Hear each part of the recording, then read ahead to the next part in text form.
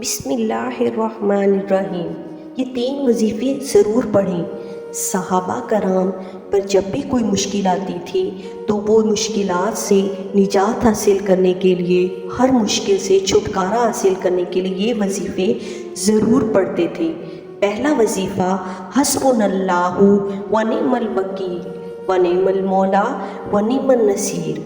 یہ وظیفہ اتنا طاقتور ہے، اتنا پاورفل ہے کہ جب بھی آپ اس کو پڑھیں گے آپ ہر پریشانی سے چھٹکارا حاصل کر سکتے ہیں۔ دوسرا وظیفہ لا حول ولا قوت الا باللہ العلی العظیم۔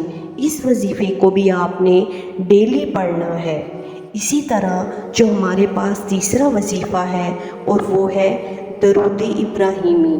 درود ابراہیمی آپ روزانہ پڑھیں، اس کا بہت زیادہ ثواب ہے۔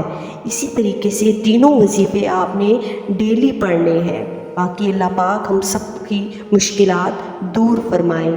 شکریہ۔